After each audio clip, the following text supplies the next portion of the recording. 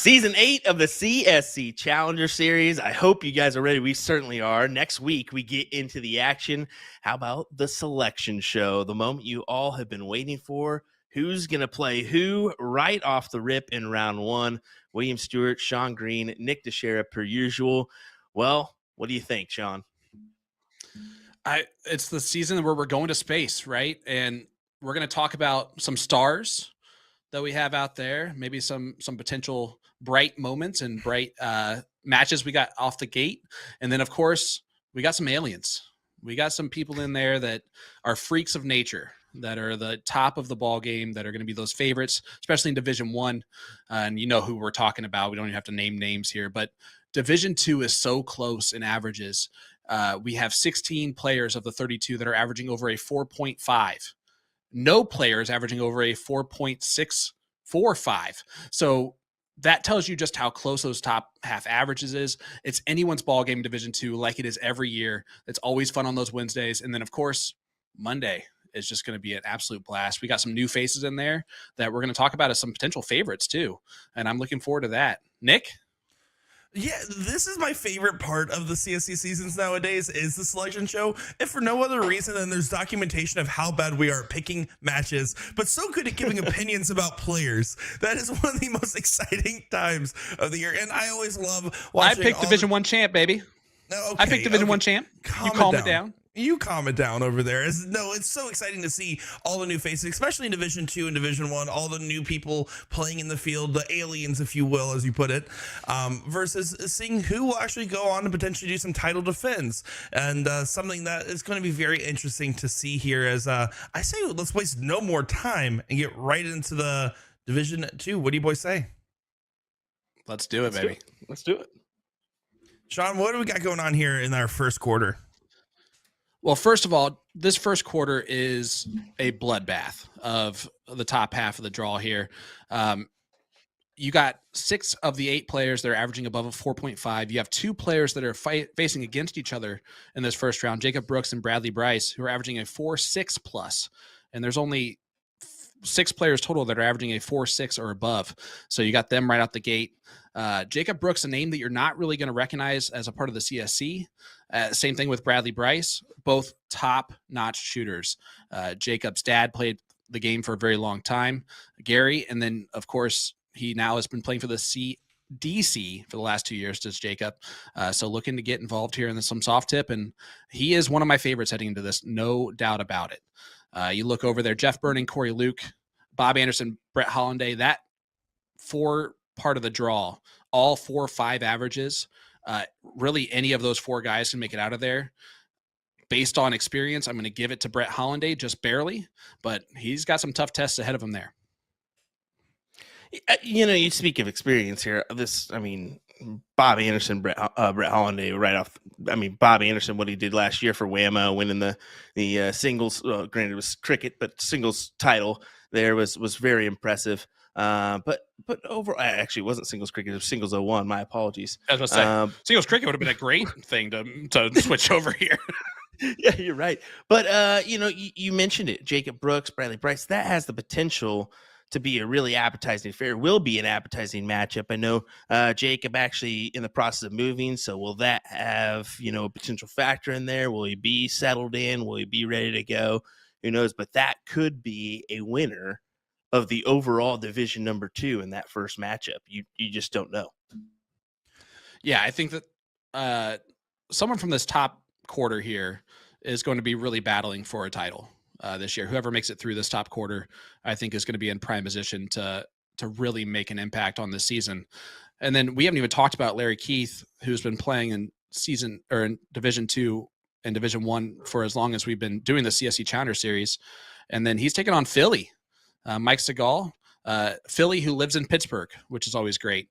But he's another really difficult, tough test that we've seen at some bull shooters this year. Nick, talk about that a little bit.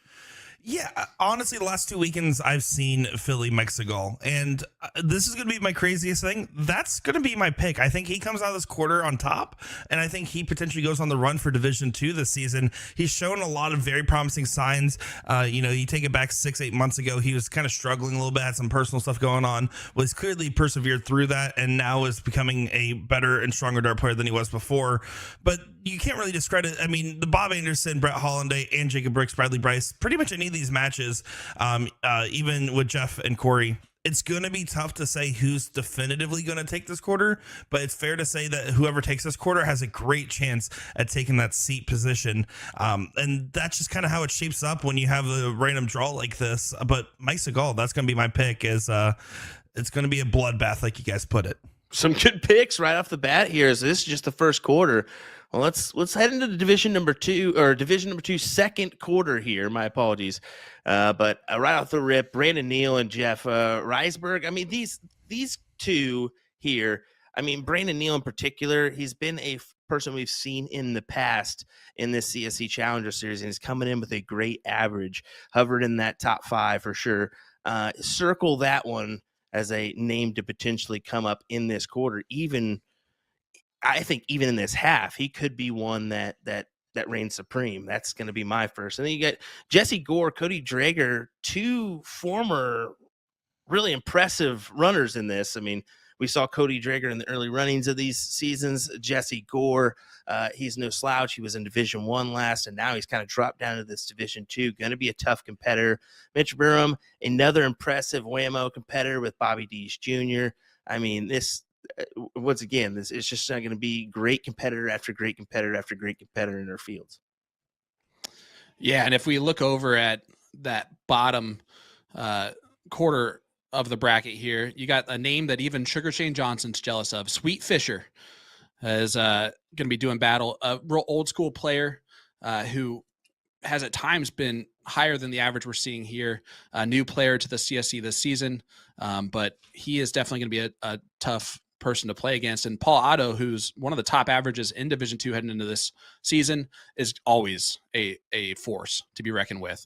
I actually have Paul Otto, Brandon Neal as kind of my 2 battling out to win this quarter of the bracket. And I think whoever wins this, that's going to be a great battle with whoever wins that first quarter for sure. Top half of this Division II is got a lot of strong, tough players in it. Well, I wanted to just really quickly discuss, this Jesse Gore Cody Drager matchup, because there's so many depths that we could go here on this one. But Jesse Gore, he may have a subtle advantage here, being that he's been in that Division I, been hammered out with the big boys for quite some time, had some impressive finishes. But I know our Florida man, Mr. Nick Dichiria, probably has some input as well. Yeah, Jesse Gore, Cody Drager was the one that's jumping off the page here for me, as I think it's just so fascinating of a matchup. You have Jesse Gore, who's kind of, I wouldn't say falling from grace, but his average has been receding a little bit. Again, playing Division I as a 5+, now has kind of dipped down.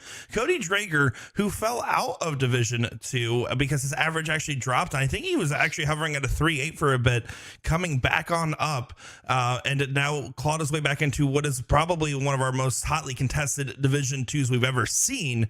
That being said, I think with Cody, I have to give him an edge here because of the fact that if you're Jesse, you're going to have some confidence issues a little bit. And I think Cody, you're thinking, I'm playing on house money. I wasn't expecting to be back here, and I'm absolutely back in the running.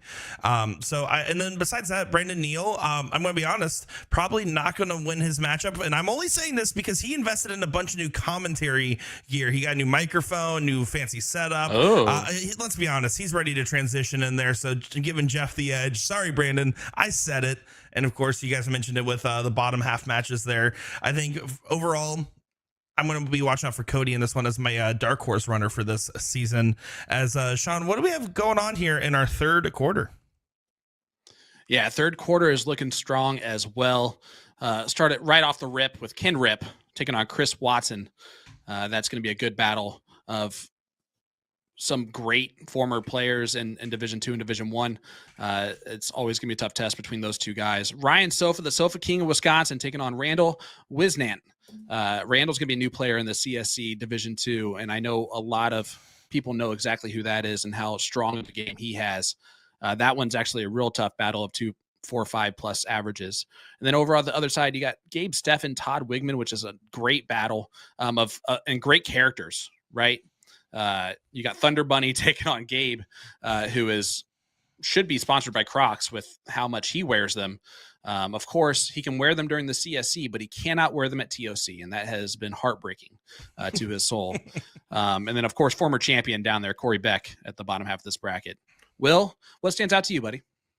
This Blake Gill Corey Beck match kind of stands out, and the fact that Corey Beck, former champion, we know what he's been capable of, but not only that, I stumbled upon a steel tip match he played, and he threw an 80 average in that steel tip match. And that's just kind of, whoa, eye opener right there. So I think he could be one as going to be my circled as quote unquote favorite is going to be Corey Beck here. And that's because he does have a couple tough competitors along the way, but we'll see if he can get through it. But yeah, going Ryan Sofa, the Sofa King, Randall Wisnat. A lot of people may not know Wisnat, that name. That it's his nickname's Gator. He's from the Oklahoma area.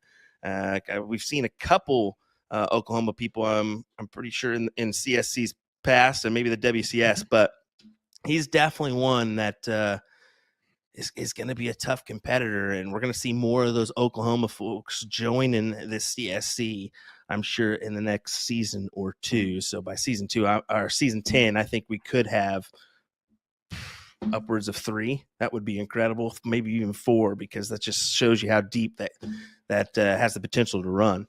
But yeah, another great matchup there with Ryan Sofa and Gator. I think I'm going to give the edge to Gator because he's going to come into this CSC wanting to put on a show. I love personally what you said there about the new players in Oklahoma. You're seeing that in the Carolinas as well. I mean, we had Shea just dominate in the WCS. There's rumors of other players that are going to be on track to qualify for season 9 already, which is crazy because we haven't even started season 8. And I love seeing all the different new pockets of players because we know that the CSC is at its best when it has its most hotly contested brackets, the best players playing against each other. And looking at this quarter, I got to say, it is one of the most interesting. I did see that Corey Beck average that you were talking about there, Will, and let me tell you, if he does that type of damage on the soft tip side of things, he's going to be more than okay as a previous champion of the CSC. But then again, you look around here, I picked Gabe Steffen last season, and he ended up getting a 5th-6th run pretty deep in the bracket. Thunder Bunny honestly had an all-time low recently at TOC. He had to play with my dad. That's tough. I'm sorry, Todd. Then Chris Watson, week 1, you never know, right? I mean, you know that it's usually week 1 or 2 he drops down, but then he fights in that loser side. I think he's going to change his strategy. Let's go around here. Ken Rip, who is apparently whoever's sitting in that top left position is getting into streaming, as we had Brandon Neal in the last time. I think you're going to have to lean towards Watson in that matchup, and I can't bet against Sofa King, Ryan Sofa. I mean, that is my boy right there. I love seeing him. I am curious to see what Gator brings to the table, but frankly, this quarter wide open. I do think that I'm going to give the edge to Corey Beck as well in this particular section of the bracket. As now, Will, what do we have going on here for our 4th quarter? Yeah, the 4th quarter, another appetizing one. We started off with Jordan Meyer out of that St. Louis area taking on Christian Beard. My apologies. I went with Broussard as I read the wrong column on my end. Whoopsies, as I potentially circled that one as a potential go-to match with Broussard. So my apologies, folks. But another good one. Jordan Meyer is going to be another potential heavy hitter in this group. He doesn't have the quote best average per se, but we all know that he can make a deep run. And of course, you go over to Dennis Sand and Dustin Larson. Dennis making a return here into the CSC. Man, who knows? Who knows how that can go? We all know Dennis Sandin of old was a dominant factor. Winning, I believe, back-to-back titles at one point. So it's great to see him back. Playing a tough competitor in Dustin Larson.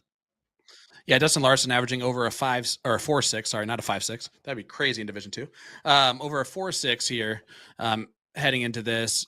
I would give the edge a little bit to Larson, but not by experience. That's for sure going to go to Sandin, and you can never count out a absolute legend of CSC like Dennis Sandin when it comes to this, and PBD like Dennis Sandin. And then Christian Broussard down there at the bottom. I know you mentioned him by accident earlier, but going up against Dalton Tripp, that's a great battle. Broussard versus Tripp. Broussard's actually one of my favorites to win this season. He's younger, on the younger side of things. He has been playing in this. He has experience now in this. His average is right up there with the top averages in the top 5. I can easily see him making a deep run in this quarter and potentially winning this whole thing. Well, I know why you like him, Sean, and it's because he plays for Green Amusement. That's the only reason why. So, hey, we'll move on into the next one for Ray Morgan and Tony here. Ray, a savvy veteran in the program. We'll see what that one arises, but for me, I think I got to give the edge in this fourth quarter. I mentioned Jordan. I'm going to stay with Jordan, and I think that he'll see Broussard in that last final, and that's why the one I circle was Jordan Meyer, Christian Broussard there, and I think I got Jordan taking it. And I have a soft spot for Broussard as someone that played against him quite a lot when the CSC was pre-2020, and I was still trying to get in it to the mix there. I love to see how strong a performance he gave, and let's be honest, the brick wall Nick East is the only reason he got shut down there. He was playing pretty undeniable otherwise in that matchup last go. So that's going to be very interesting to see how he performs this season. I definitely think he has the potential to make a deep run and potentially even a finals run, but you got to acknowledge Dennis Sandin, the PBD golden boy himself. He went back to back and almost did the three-peat at TOC, much like the Chiefs. And yeah, it fell just a little bit short there, but it's still beloved by many. And of course, I do think that outside opportunity, if things go well, you could just see a little bit of the moccasin run from Dennis Sandin versus Jordan Meyer, the laughing assassin, who is a seasoned veteran in this. You can never bet against him. Christian Beard's played in this now. These players are more and more experienced than ever. Division 2 is just a question of, hey, do you get tight in your first week or do you play your own game? Because any of these players with this average spread could absolutely hold this title at the end of it. And frankly, Division 2 is debatably harder than Division 1 for that very reason of how close everything is. Versus Division 1, it's an all or nothing affair. It's feast or famine. And I'm really curious to see who comes out on top. One question for both of you. Last season, we saw obviously our champion come from the bottom side of the bracket, average over a 5 throughout the entirety of that season to get to the title. What's the average of the winner this season? What does it raise to?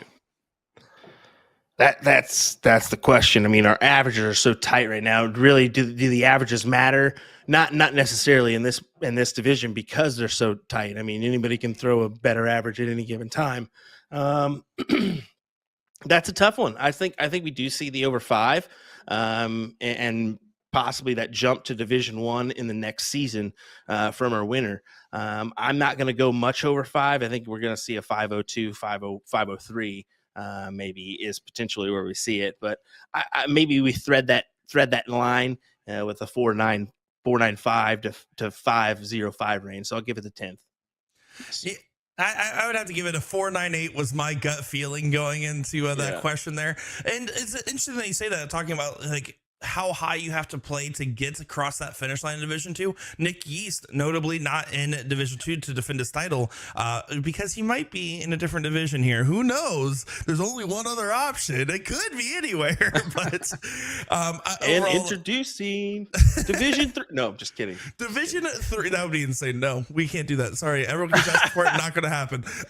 Mike Segal, though, is going to be my pick for Division 2 this go around. I think he has a lot of upsides. And then the outside chance, I really do think Dennis Sandin could potentially go on a little bit of a deeper bracket run, and dark horse Cody Traeger with the newfound confidence back in the mix. I'm curious to see if he's going to play and like he needs to prove something, or if he's just going to get comfortable. How's that going to transpire for the gentleman? What about you guys? I'm going to jump on in there, and I think that my favorite in this, I'm going to pick Christian Broussard. Was the other one Dark Horse? Is that what it is? I did a favorite, a dark horse, and an outside pick. Okay, so Dark Horse is Jacob Brooks, and I know that that's a weird dark horse, but it's because his bracket up in that first quarter is so difficult. Even that first match, right, can go either way against Bradley Bryce. So that's why he's my dark horse, because it's going to take a lot for him to get to that finals. He definitely has one of the tougher tests there. And then my outside pick is going to be Jesse Gore. He's definitely hurting in his game a little bit, but he has the game to compete and to compete at a high level. If you're talking about a player that can just out of nowhere average a 5 and above for multiple weeks, it's someone like Jesse Gore, who's done it in the past before.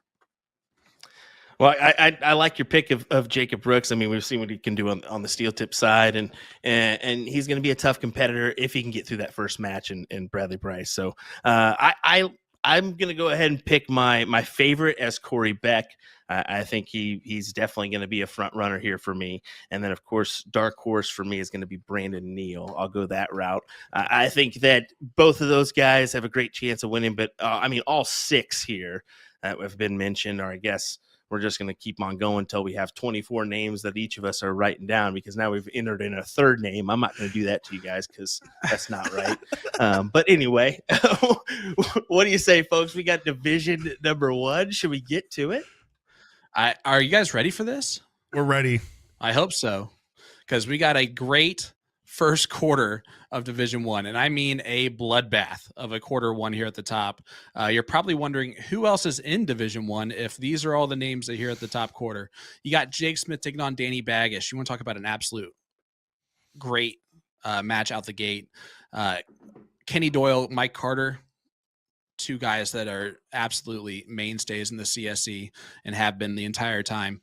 John Edwards, Kevin Beck. So you got Corey's brother is now in this Division 1, taking on John Edwards, who we've known as the Giant Killer for years. And then, of course, talking about 2 giants, you got Leonard Gates and Don Stewart down there at the bottom half.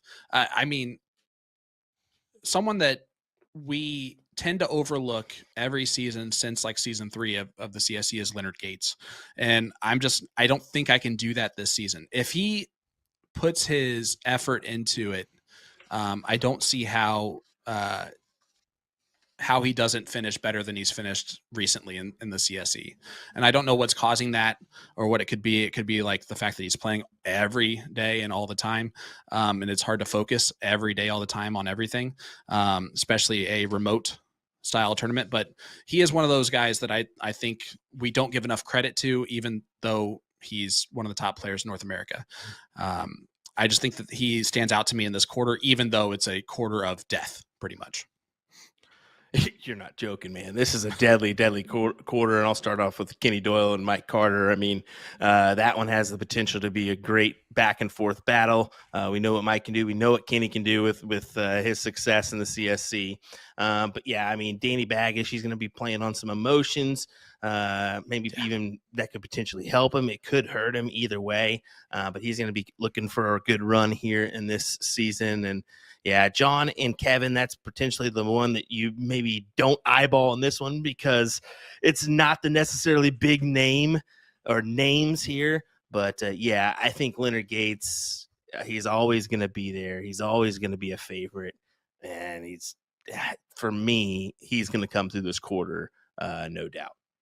Danny Baggish is a person that is not just a player for us that we've seen and done commentary on, but he's also a colleague of ours that we've worked with multiple times. And so we are Team True, and we are definitely praying for his young son, 9 months old and has leukemia. It's just absolutely devastating. So we're always rooting for Danny Baggish. And if there's a person to root for, it's definitely our close colleague in Danny, because he is a very humble and very good, genuine human being when he's not being the gambler on the dartboard. So our thoughts and prayers are with him. And I just wanted to make that statement. His name popped up, and he is a colleague of ours. So I just want to definitely point that out.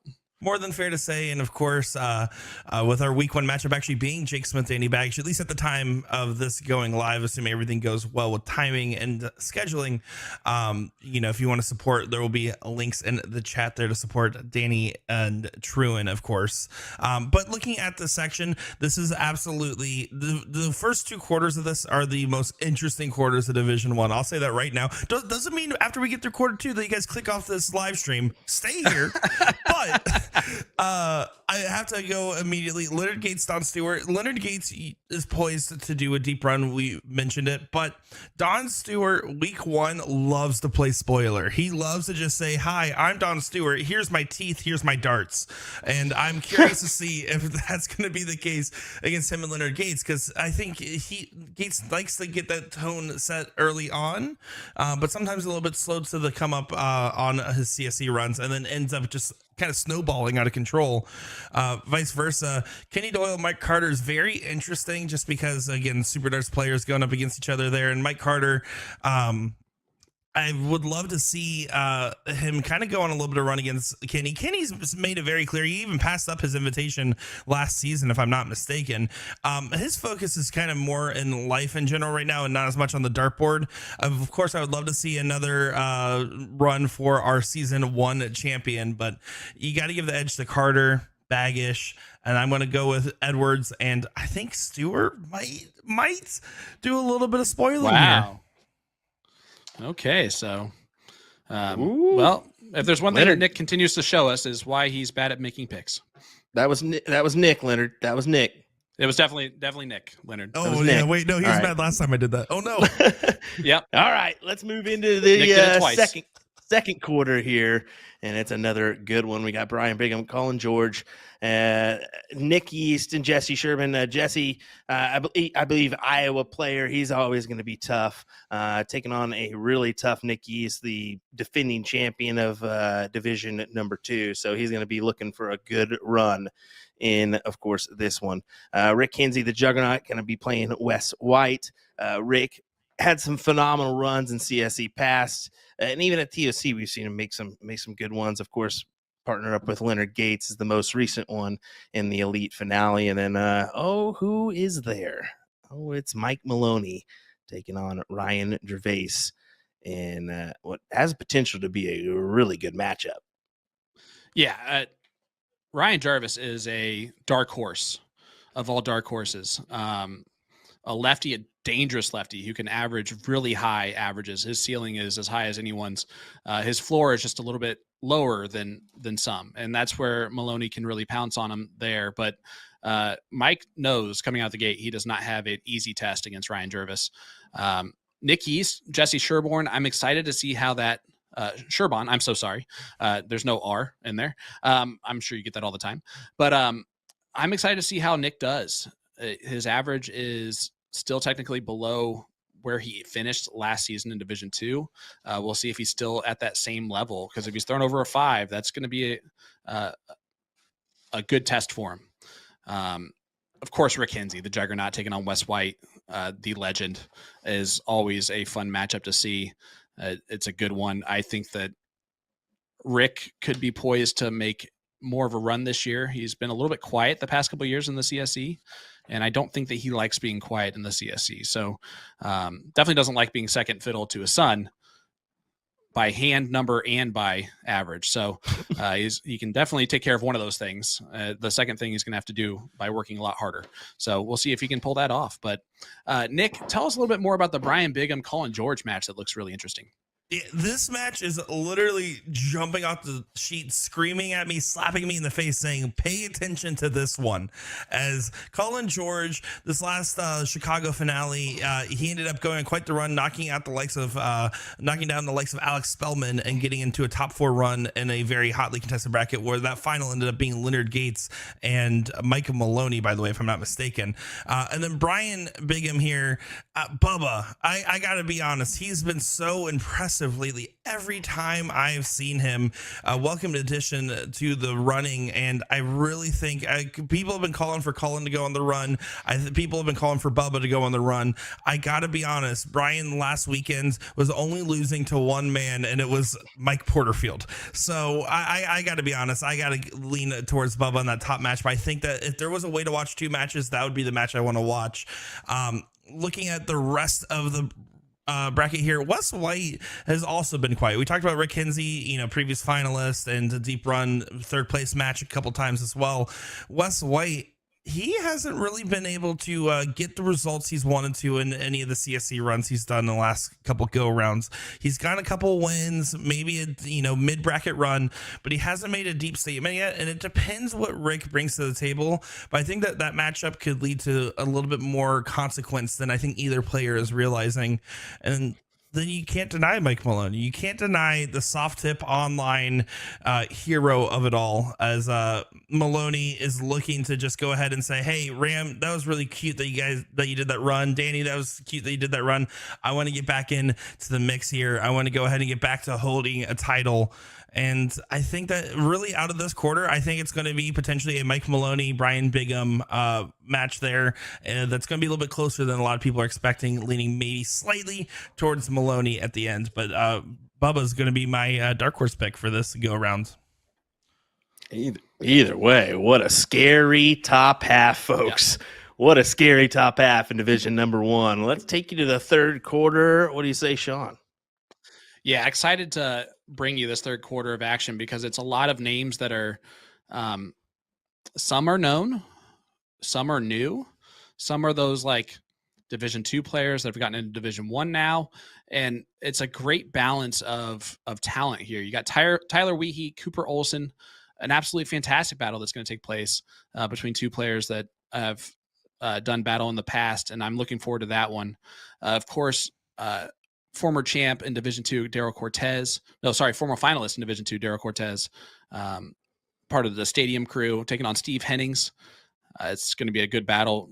Steve is a tall drink of water, to say the least. And then I love this new fresh face. How about this? Eric Bobzien getting in there. I can't even say his name right, no matter how many times I ask him and do commentary on him. He is arguably the most talented newcomer this season. And I don't even know how arguable that really is. He might actually be the best Wisconsinite currently.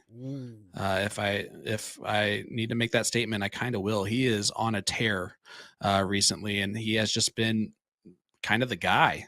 So if there's a Wisconsinite that can really pull it off, and I know he's taking on fellow Wisconsinite Sean Cafflish, I think it might be Bobzien. Of course, the bottom quarter, you got Dylan Stinky taking on Tyler Hensey. And Tyler has one hand, but has all the talent in the world of two. So, he's going to be a tough battle. I think that battle between potentially between Bobzien and Hensey in that second round could be quite the doozy. Yeah, you got to give credit where credit is due. And Eric Bobzien has been just a talented individual since we first saw him at Whammo.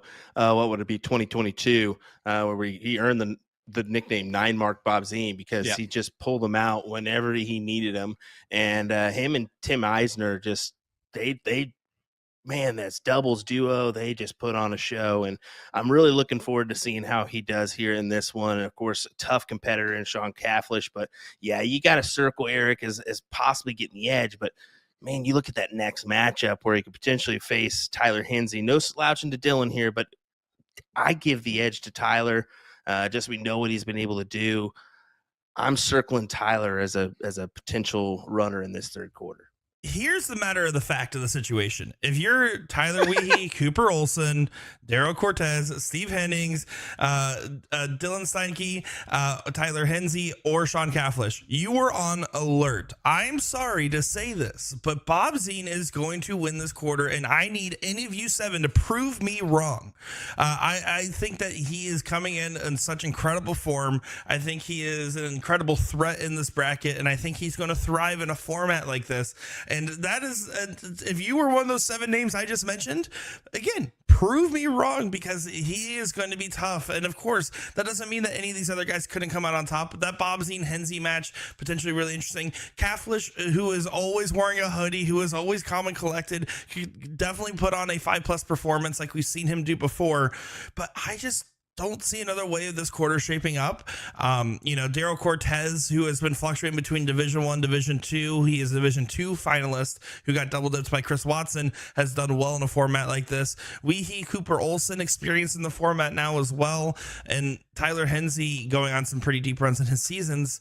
These are all tough competitors, but Bobzien is going to be the favorite going into this. And the only X factor is will that be something that shakes him, right? Is that going to be something where he's a little too excited? Is he going to push a little too hard because it's his first time in? That's going to be the X factor, because otherwise it's hard for me to see this another way. Yeah, you could honestly argue that his toughest match in this entire quarter, whatever it would actually be against Sean Cafflish. Average-wise, Sean's the closest in average to him. So that's the argument I'm going to make, is that if he gets past Cafflish, I think I hate to be this person, but I think he rolls through this quarter. That first matchup is definitely a minefield potential and a potential upset with Cafflish. But if Bob Zine gets through that, look out rest of the field. Every match can be tough. It's just how tough you make it. So, hey, let's head to this fourth quarter here as we have our deciding few here. It's going to start off with Mike Scarborough, Kellen Sperlin. That's a appetizing one. And Mike Scarborough's played in both Division I and Division II in CSC past.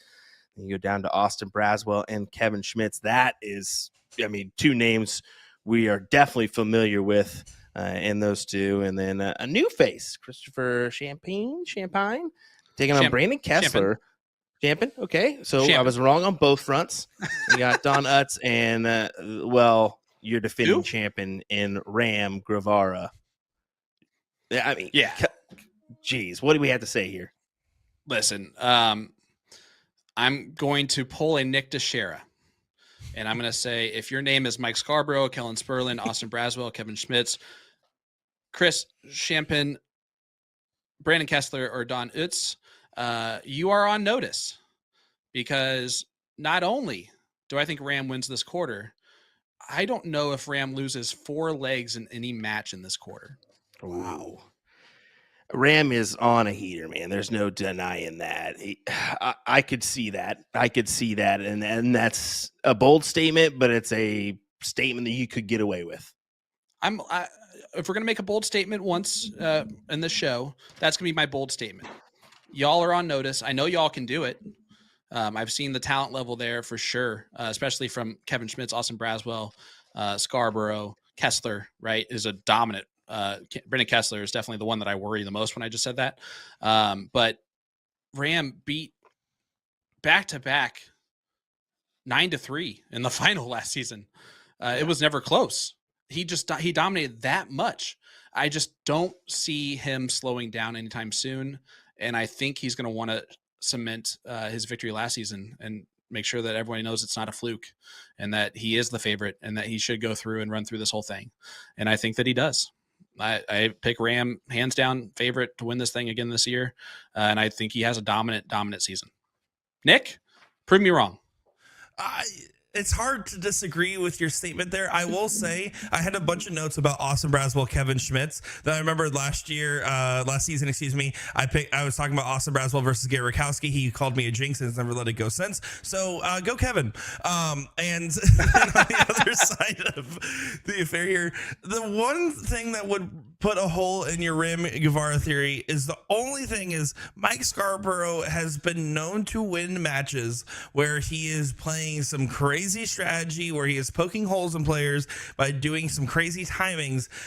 He's one of those guys that could potentially be that upset alert in this session, and vice versa. You said you were worried about Brandon Kessler. I'll be honest, BK has been a little bit struggling lately. He has not been to the standard of which we saw where he was over a 6 for a little bit there. I believe maybe it was even last season, where he had that red hot start for his first 2 matches.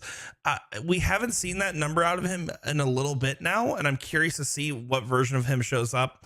But of course, it's the defending champion Ram Guevara. More champions have defended their title than have only won it once, as Danny Bagish is the only, and Kenny Doyle, the Florida guys, are the only people to only win the title a singular time. Mike Maloney and Leonard Gates both went back-to-back in their runs.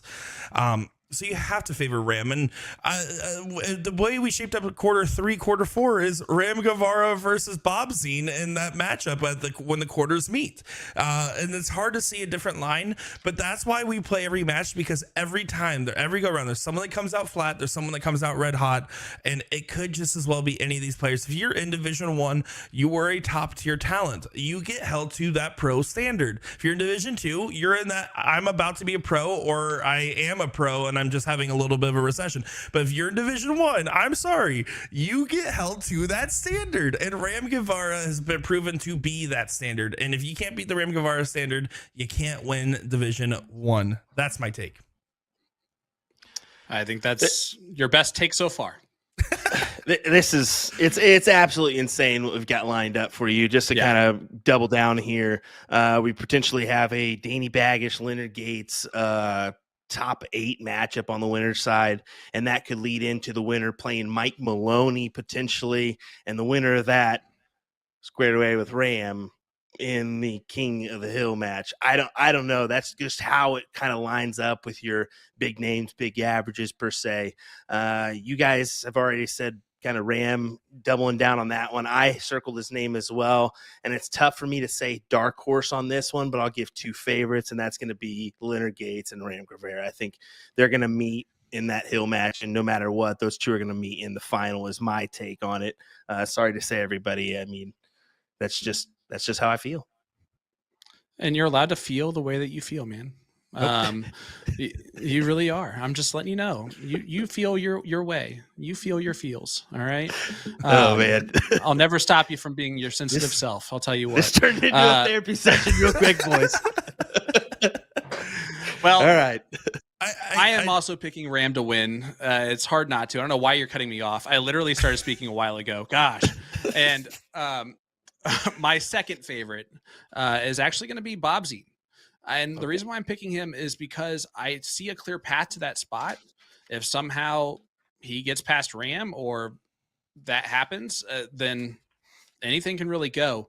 Of course, you can't pick the top half, Mike Maloney, Leonard Gates, Danny Baggish. One of those 3 makes it to the King Seat match. You just flip a coin, a 3-sided coin, and then you'll figure that one out. But, you know, Nick, now you can speak. Oh, I'm going to go ahead and speak now. And here's what I want to say to everyone in the comment section that might have been lighting us up during the selection show. Yeah. Let me tell you, because we've been looking at you. If we have one of our takes... If we have one of our takes here and you don't like one of the takes, you think we were well off, when this first week plays out or whatever week we were predicting into, clip us saying the crazy thing and then show what actually happened. I'm just saying, well, I'll call you out. And if we're wrong, we'll own it. We were wrong about plenty of picks in our time, and we'll be wrong about plenty of more. As looking at this bracket, though, Ram being the favorite this go around, Brian Bigham's my dark horse. I do think I have a lot of faith in his potential right now. I think that he's someone that could be very interesting in this bracket, and just his play, his demeanor, I think he's going to be pretty unfazed in most of his matchups. And then I want to take the out.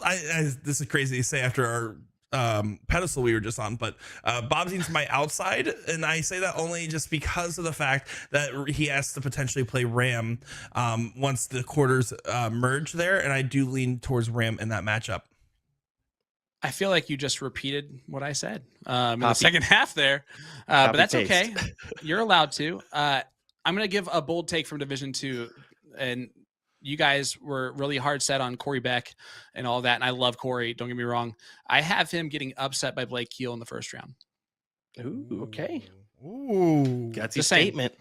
There's my other bold statement for the day. Well, what do you think, folks? Who do you got winning both Division 1 and Division 2? It's been great to have you join us for the CSC selection show, and we look forward to another fantastic season of action here, brought to you by Partners Promoting Darts, of course. So, hey, once again, dartstoc.com. Go look it up. Go get involved today. We look forward to bringing you the coverage every Monday and Wednesday night, 8 p.m. Central Time. We will see you next week when we see you. Bye, guys. See you around. We'll see ya.